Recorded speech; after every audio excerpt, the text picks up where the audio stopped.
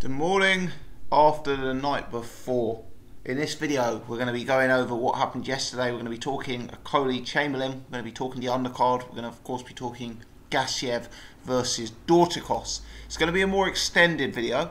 So, if you like the long-winded, rambling ones, this is the place for you. You know, hopefully you're a simple guy. You see a BG video, you stick it on, and you whack the kettle on. And you probably need to put the kettle on for this one because I could see this one being 2 or 3 times the length of one of the average videos that goes up on the channel. But anyway, we'll get to that in due course. Let me start by saying a thanks to everyone who tuned in to the post-fight reaction videos I did last night.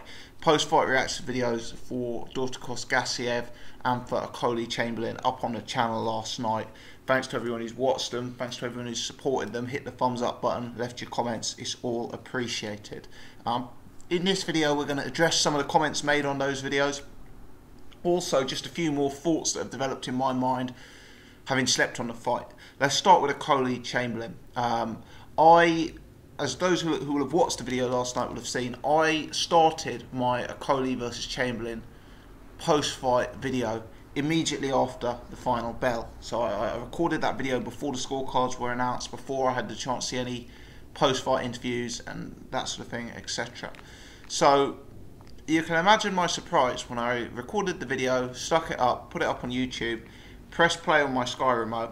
I see the scorecards read out, and I see Lawrence Okolie, you know, celebrating like he's just won the World Cup. Okolie puts his arms out like this, raises his head to the sky, and screams in celebration. I saw various post-fight interviews with Okolie afterwards where he seemed very pleased with himself indeed. Now look, Okolie's won the fight. He's probably made a few quid. His name's probably got more out there than it's been before. Maybe I'm being a bit harsh on the guy. But I think he's in for a bit of a shock. Because I think his value with boxing fans will have actually dropped after last night's performance. And I think whilst it was Lawrence Okolie who was trying to force the fight over Isaac Chamberlain, I actually think the deficiencies in Okolie's game were substantial contributing factors to why it was such a terrible, terrible, terrible fight. Yeah, a lot of people after this were comparing it to Cleverly Bellew 2. I honestly think it was worse than that. I think it was one of the worst fights, you know, headline fights certainly that I've seen for ages. You know, I think it was way worse than Cleverly Bellew 2. I thought it was, you know, a terrible, terrible, terrible, terrible fight. And I think Okolie is in for a bit of a shock as to what the public reaction may be to the fight. Let me address a few of the comments made in the Okolie Chamberlain video. I would say 90% plus of the commenters in the video agreed with me that it was a very, very poor performance from both guys. There were a few people, and if you were one of these, this isn't specifically to you, because as I say, there were a few people, but there were a few people who commented that my analysis was in some way incorrect, and that the fight had played out how Okolie wanted it to play out, and that, you know, Okolie had specifically sought to make it the kind of fight that we were watching in the ring last night. Now, I personally don't believe that to be the case. I don't believe that Lawrence Okolie worked out his tactics for this fight and thought, I want the fight to break down in the style that it broke down last night. I don't believe that to be the case. So I disagree with you. If it were found that you were correct and that Lawrence Okolie did set out to make the fight how it was last night, then for me it's an even more terrible and dire situation than what I outlaid in my initial post-fight video. Because if it was Lawrence Okolie's intention for the fight to break down like it went last night, then not only is he lacking in skills, but for me he's lacking in the boxing brain and strategy needed to have any level of success in the sport. What Okolie did last night was completely negate his advantages and, you know, really leave himself exposed so that a fighter with better output and more ambition than Isaac Chamberlain, you know, could have caught him and had some real success against him. Yeah, so I for one hope that Lawrence Okolie wasn't trying to make the fight as scrappy and as clumsy and as physical as it turned out to be.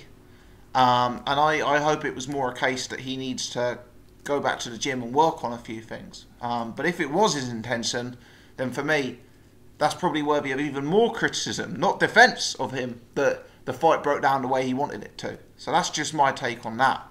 I don't think I have seen a main event fighter fall in behind his shots as much as Lawrence Okolie did last night for some time. You know, it really was like,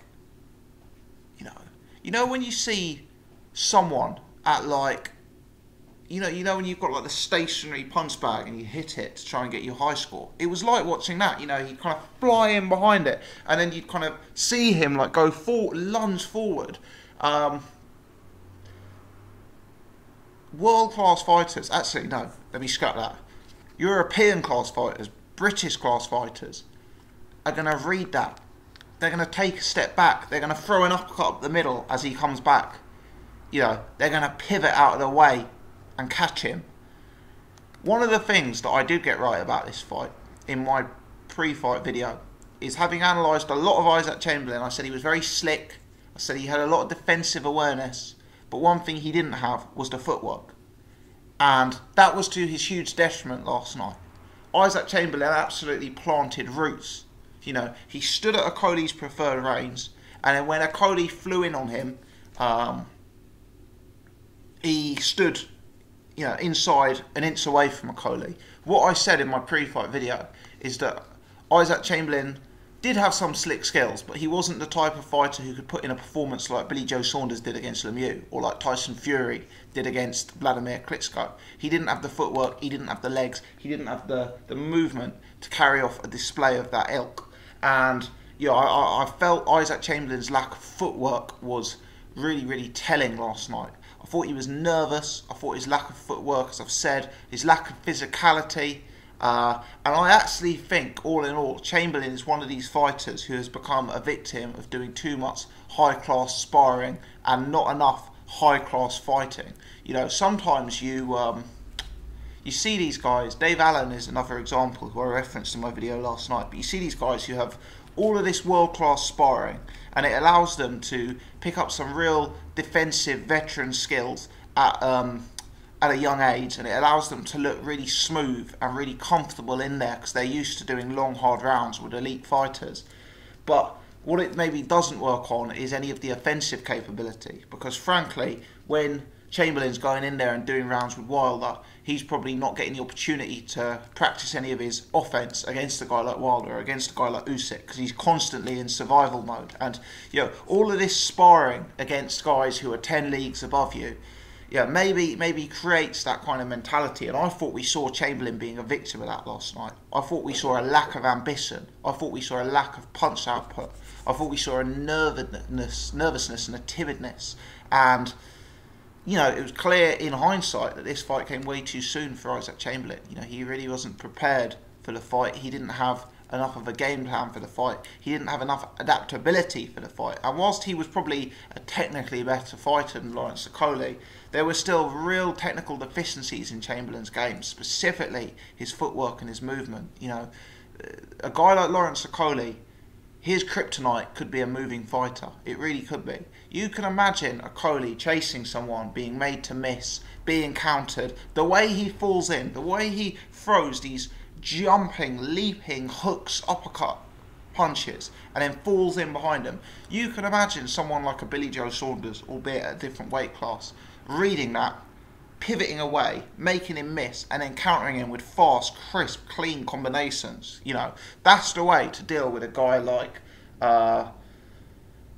like a Lawrence Okolie. Look at the way, I know Gassiev is a world-class fighter, and Okolie at the minute is more like an English-level fighter, so it's perhaps harsh to compare Gassiev to Okolie. But look at the way Gassiev was trying to read some of Dorticos' work last night. And Dorticos clearly a lot more threatening than Okolie at this stage of his career. But Gassiev staying at the right range, moving on the back foot, keeping a high guard, reading punches, reading his opponent's punches, keeping his opponent moving so he's not setting his feet, and then slowly starting to chip away with counters. When your opponent throws and misses, quick jab to the body. when your opponent throws and misses, a change of pace, a step in, an overhand punch. You know, that kind of attack, that kind of strategy would be something that I think Lawrence Okolie would really, really struggle to deal with, because he's a very predictable fighter based on what we've seen so far. But Isaac Chamberlain had no answers to his questions that Okolie posed last night, and it created a truly, truly, truly horrible fight, and a fight where I think both guys' credibility dropped. After the fight, Eddie Hearn said he sees Lawrence Okolie fighting British title level fights almost immediately. I actually think Okolie needs another year before he fights for the British title, and I know that's very difficult because he's just headlined at the O2. Yeah, he probably feels he's become more of a celebrity than ever. He's probably earned more money than ever. He probably wants to push on to the next level now. He probably wants to start trying to follow the route that Anthony Joshua took and become a pay-per-view fighter and, you know, win titles en route to a world title. But he's nowhere near that level of ability. And frankly, if you stuck him in with a Matty Askins, if you stuck him in with a Luke Watkins just now, those are 50-50 fights. Those are fights that Okolie could very, very easily lose for me. I think he needs to drop down a level, have 5 or 6 fights, 10-round fights, get some more in-ring experience, because Okolie doesn't have too much professional experience, you know. A lot of his fights have ended in a round or two. This was the first time he's had to go more than a few rounds. So I think the likes of, you kind of know these guys who've been on the domestic cruiserweight scene for ages. Wadi Camacho, Steven Simmons, you know, maybe Tommy McCarthy in 2 or 3 fights' time. Okolie actually referenced Craig Kennedy in the post-fight interview. Yeah, these are the right kind of fights for Okolie. People who are going to give him a few rounds, people who are going to give him a different look, people who are going to let him work on different things. And I think that's kind of the route I'd like to see Lawrence Okolie taking. I think if you stuck him in with like a Matty Askins tomorrow, he could quite easily get chinned. I do. I really do.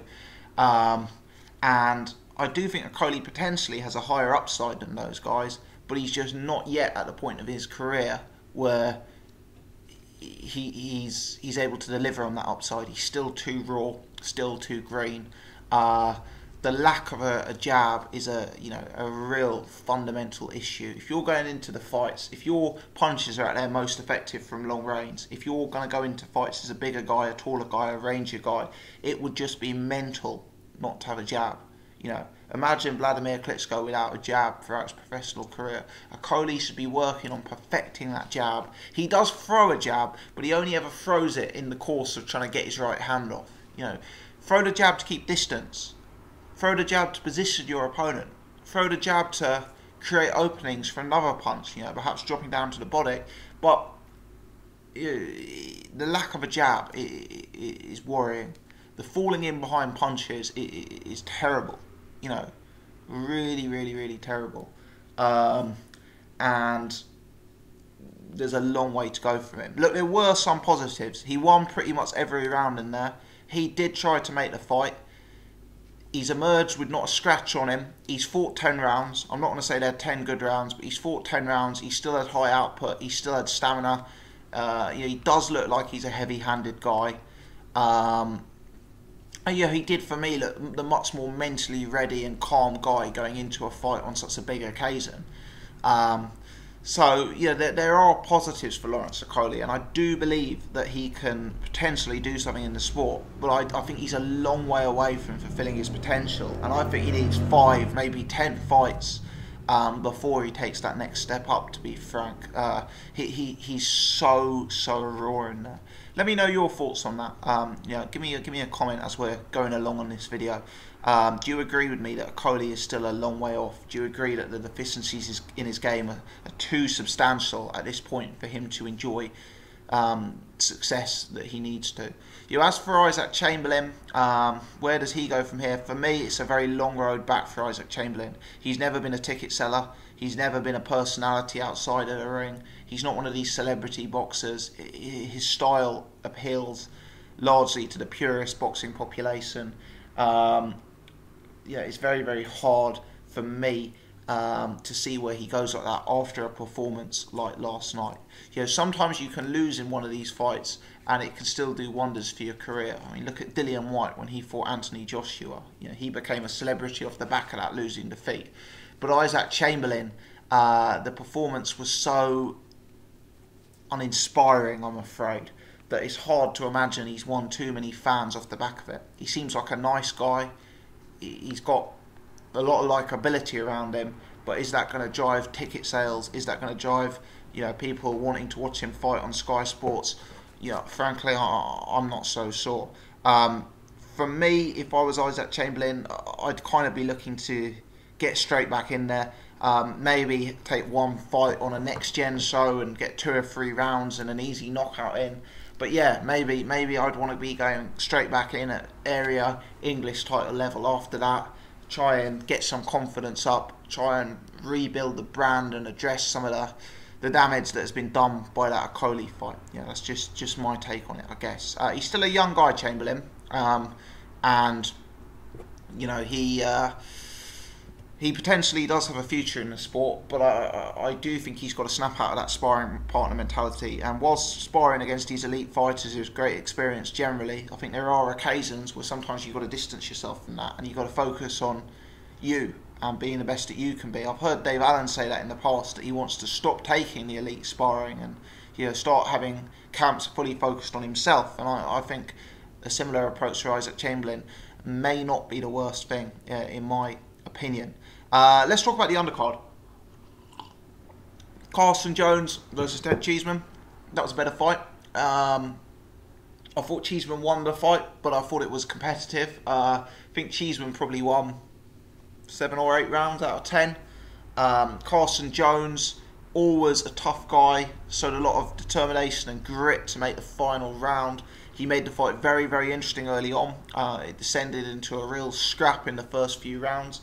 And, you know, Carson Jones put in some real tests of Ted Cheeseman. I thought Ted Cheeseman looked very, very uncomfortable in there in like the 2nd and 3rd rounds. And Carson Jones was getting some real work off. The problem was Carson Jones turned up to this fight in pretty terrible shape. And I mean pretty terrible shape. He was in no way conditioned, in my opinion, to fight the distance. He weighed in extremely heavy. I believe he weighed in 4.5 pounds overweight for the fight.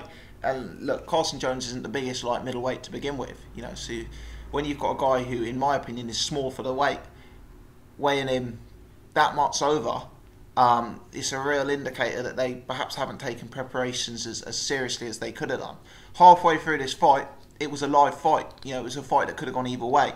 Cheeseman pretty much won everything in the second half, and for me, unfortunately, that was probably a product of Carson Jones's lack of fitness going into the fight.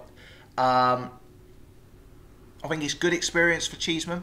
I think a lot of his fights he's got through by power alone, and it's always interesting to see what a fighter has when, you know, the power doesn't work and you need to find other elements of the game. And I think that would be helpful experience to build for Ted Cheeseman in his future career. I do think there was a worrying tendency to get sucked into a brawl, and I do think when he was sucked into that brawl, he didn't like what he found there. So that is a concern for me. Look, it's quite fashionable at the minute to hate on Tony Sims. Tony Sims is getting a lot of stick. He's getting a lot of stick because he was kind of the guy who appeared to be Anthony Joshua's coach, but it's kind of now accepted within the boxing community that he was only ever like a front, if you like, and Rob McCracken was the coach. He's probably got a lot of stick over the O'Hara Davis situation, and he's probably going to get a little bit more stick over the Cheeseman fight last night. You know, I thought Cheeseman was going life and death with Carson Jones in the first few rounds. And you look at Tony Sims in the corner, sort of almost telling him that he's winning the fight, winning every single round. For me, and I always say this, I say this in many areas of life, work, sport, whatever. If you're telling someone that they're doing well, it's kind of giving them the indication to keep doing what they're doing. Now, I'm no boxing trainer. Tony Sims, I'm sure, is a far more capable trainer and cornerman than I am. But if that had been my fighter, I'd be saying, you're doing this wrong, which means you're getting caught. You're negating your boxing skills, You're getting sucked into a war. You've turned a fight you should be a favourite into a 50-50 fight. Instead, Tony Sims tells him he's winning every round, which kind of rubber stamps Cheeseman's approach and tells Cheeseman, who's a young fighter who hasn't been in this type of fight before in his career, to go out there and keep doing what you're doing. I thought it was really, really poor. Really poor. And I think Sims needed to read the riot act. I think Sims needed to give clear direction that the fight was going the wrong way for his fighter. It was a lucky escape for both. That Carson Jones' gas tank emptied at that point in the fight, because it was a very even fight otherwise. Well, I say it was a very even fight. One of the judges gave every single round to Ted Cheeseman. So as a matter of fact, Tony Sims was actually right that Cheeseman was winning every round. So maybe I shouldn't be so critical, because you know, I say like Tony Sims has made a critical, ridiculous error, but actually the judges have scored it to Ted Cheeseman. So, you know, who knows what that's all about. But what I will say is, for me, first half of the fight, that was a 50-50 fight. And it only stopped being a 50-50 fight because of Carson Jones' conditioning. That's my take on that one. Carson Jones is a good fighter, by the way. Ted Cheeseman beating him, for me, that's probably form above British title level at light middleweight. Again, I think there's a lot of work to be done for Cheeseman. The guys at the top of the sport in that division are very, very, very tough tests, and there's a lot of development that needs to go in between now and then. You know, I saw talk of a Sam Eggington fight with Cheeseman. I think that's a good fight. I think that's a really good fight. They're a similar level, and I think that's a sensible step if that can be made. A few other topics. We will come on to the World Boxing Super Series fight, but a few other I'll just run through briefly. Reece Bellotti takes out Ben Jones. Impressive performance from Bellotti. He's clearly a heavy-handed guy. He punched well to the body. He seemed to have decent judgment in there of range, decent timing, decent accuracy. I'm a little bit concerned about his stance. And I know that seems like a strange thing to say, but I was watching this fight and I kept feeling he's just standing there quite tall, quite upright, quite rigid, and he was going through periods of showing a bit of head movement, and then he'd almost kind of forget about it, and he'd kind of almost stand and set himself to tee off. I just wonder if that could potentially be a bit of a problem for him as he steps up in class. You know, the water's quite deep in that weight division, and as much as I should be getting excited about Bellotti, for some reason I'm watching him, and I know he's got a huge KO ratio, and I know he's stepping him in levels, but I'm watching him and I'm just not seeing someone who I think's going to necessarily continue to glide through the levels towards the very top. Maybe it's a gut instinct. I can't really sit here and pick holes in him massively, but I'm just not looking at him and seeing an elite fighter. That's just my take on it. I'm sorry if, you know, that's a casual thing to say. I'm sorry I can't explain it and express it in more detail, but sometimes I think you look at a fighter and think, yeah, that is the goods. That is a fighter who's going to, you know, really go up through the levels and dominate. And I'm just not getting that, I'm afraid, with Bellotti. But he's clearly a talent, and he is a guy who is going to have success at a certain level. I'm just interested, I guess, to see what level that is at, and I'm not convinced that's at the highest level of the sport just yet, but certainly one to watch. Let me just close the blind to my right 1 second, guys, because it's getting in my eyes. Hopefully that's a bit better. Yeah, so discuss Bellotti. A lot of people asking about the Charlie Edwards-Kalia Fai beef that was seen and filmed ringside. Look, we watched the British beef card last night. It was a terrible, terrible British beef fight between Okolie and Chamberlain. We've seen the beef with Amir Khan and Phil the Greco. I'm afraid I just can't get excited to buy into the hype between Kalia Fai and Charlie Edwards. Two quiet guys, two nice guys, two guys who have flown under the radar, suddenly have this huge rivalry where they're having WWE style antics and needing to be separated by security outside of the ring. I'm not buying into it, and I'm afraid I couldn't be less interested in seeing the fight. I know I'm someone in the past who has been less interested in the flyweight divisions and those kind of divisions to begin with, and I know I've got stick for that, but the truth is we've seen Gassiev fight at a decent level in the last year, and we were kind of sold that Gassiev was going to be stepping up and fighting the very best. There was all this talk about him going and fighting on the super fly cards out in the States, taking on the likes of Chocolatito Gonzalez, Estrada, Quadras, Saul Rungvisai, Inoue, that real sort of elite mix. And to see him there with Charlie Edwards, who came up, very short when he had his chance. I know it's a domestic fight. Usually I like domestic fights, but I can't buy into there being a massive beef between these two guys. And for me, Gassiev is a guy who really needs a breakout year in 2018. He's a guy with a very low profile. He's a guy who doesn't generate too much interest in my mind, and he needs to step upwards, not go towards Charlie Edwards. Eddie Hearn said he likes to fight. That's the sign it'll probably get made. Yeah, if I'm honest, I'm not even sure I'd bother to watch that fight. What else do I have on the list to talk to you guys? Buatsi, I thought Buatsi looked very decent last night. Look, he was kind of fighting an area title level opponent, and he's shown that he's well above that. But he looked very dynamic in there. His punches were really sharp. They were fast. They were well constructed. They were heavy. He had timing. He had accuracy. He looked really, really, really strong. I saw Bellew on Twitter saying he was like a cross between Andre Ward and Evander Holyfield. We may need to see him in with a higher level of opposition, to determine that. But if you look at Buatsi, he is a fighter who my gut instinct tells me does have the goods. Clearly there's going to be lots of tests and harder fights for him in future. But it's something about the way he holds himself in the ring, something about the way he constructs his punches and manufactures his attack, and the sort of way his work flows in the ring. It's kind of what I mean. I look at Bellotti and I just don't see someone who's necessarily going to get to the very top of the sport. I look at Buatsi and I think, he could be that guy. Now the water at light heavyweight is very, very deep. Look, you wouldn't want to see him in with the likes of like a Kovalev or a Bivol anytime soon. But look, he's going to be a prospect for some time.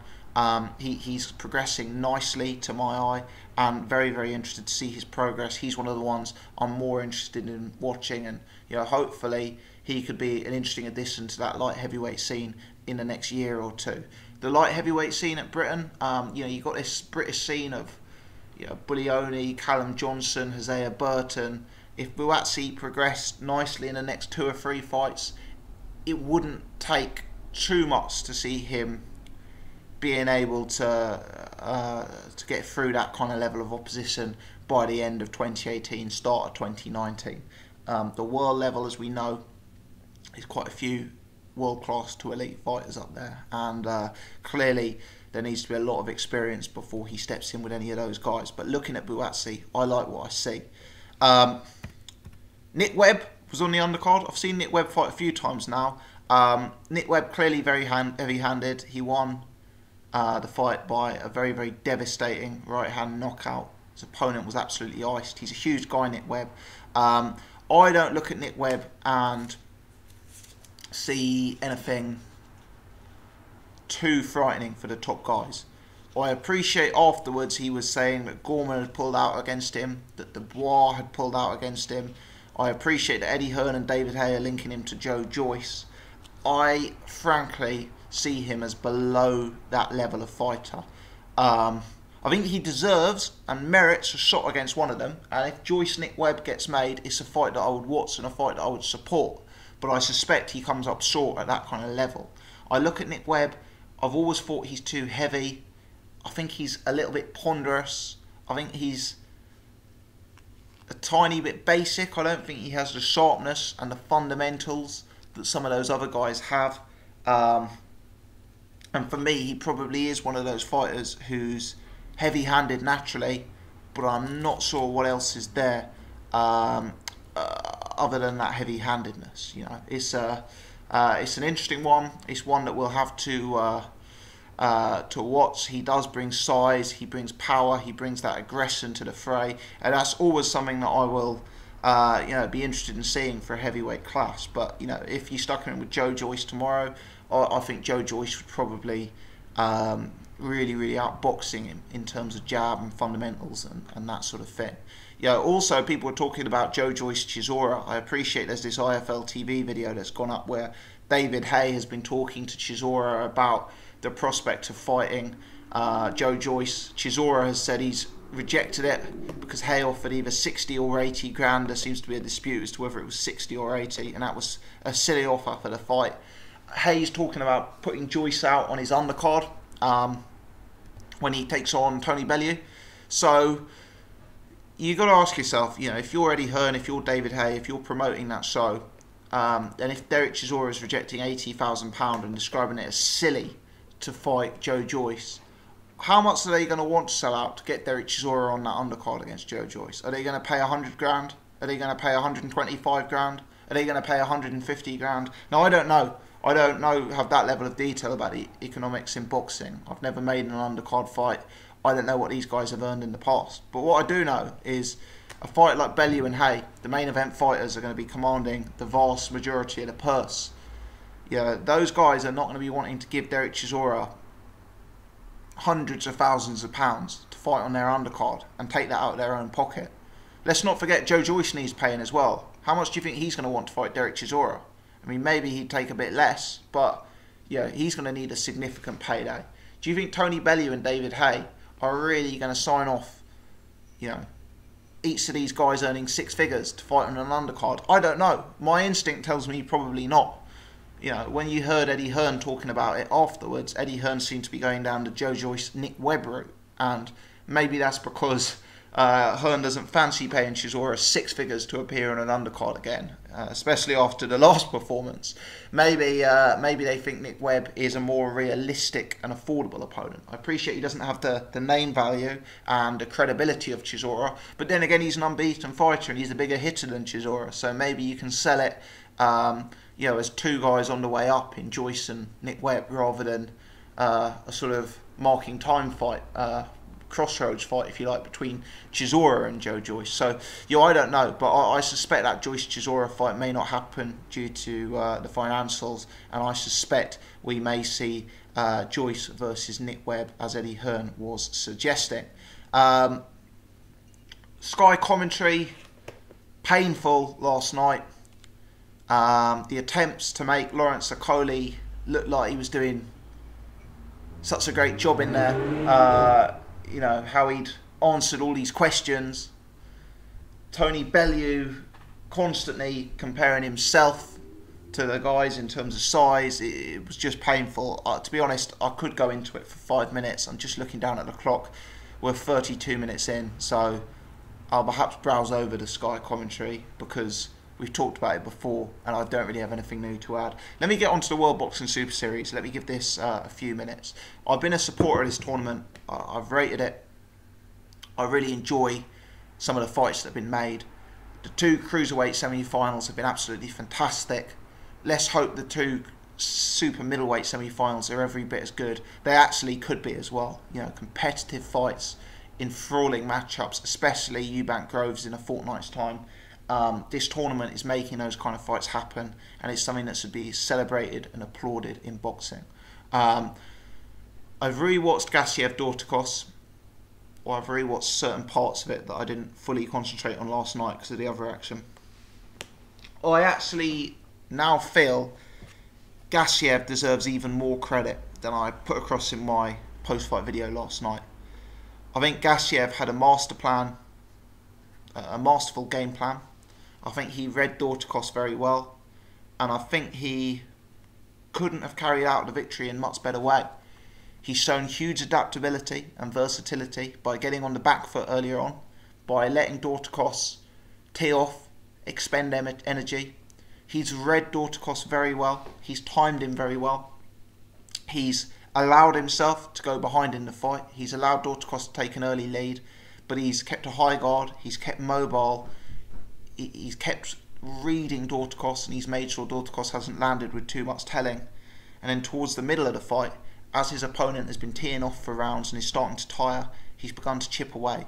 It started by him timing and countering Dorticos, tapping him to the body, coming up over the top, switching the feet and then coming forward. We've then seen him put Dorticos on his back foot. We've then seen him start to build a presser. You know, Gassiev has shown that he's a 12-round fighter.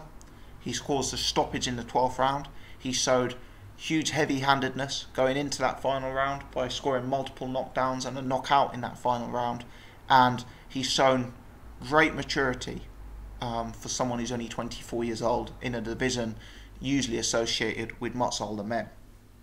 I think the versatility he has shown is extremely interesting, because previously I'd branded Gassiev as a high-class presser fighter. What he's shown last night is he can move, he can defend, he can read, he can counter, and he's a well-rounded guy who can give different looks for different fighters. I really like what I see. Dorticos deserves credit for the fight. He showed durability, he took some big shots, he showed a real will to win. Fundamentally, I don't think Dorticos is very top level. Yeah, he's a great fighter, he's a top 10 cruiserweight, he's probably a top 5 cruiserweight. I personally don't believe he's in the class of a Gassiev or an Usyk. I do think he is a little bit predictable. I think his tendency to load up on shots, to swing a bit with them, makes them easier to read, makes them easier to counter. I think he has a continued tendency to punch himself out.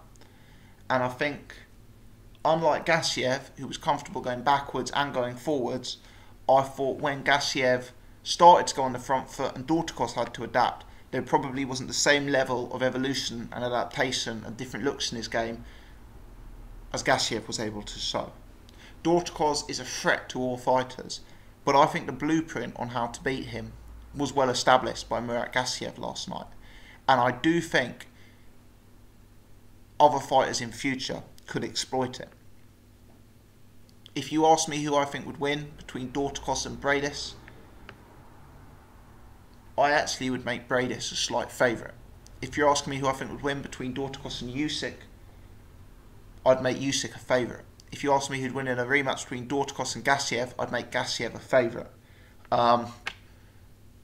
He looks like a dangerous fighter when he's on top. Clearly he's very, very heavy-handed, so he is a dangerous fighter. But if you prevent yourself from getting into a war with him, like Kudryashov did, if you keep reins and keep defence, he will tee off, he will be predictable, he will be easy to read.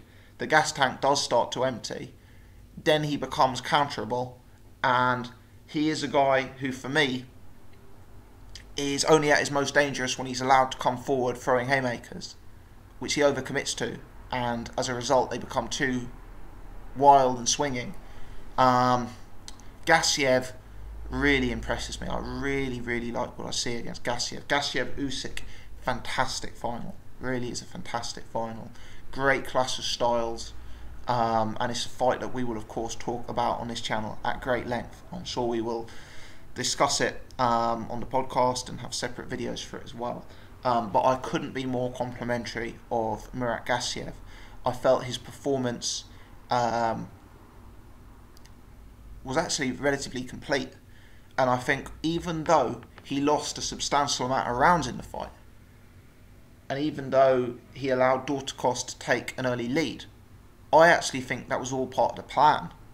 You know, I think that was the way he wanted the fight to go.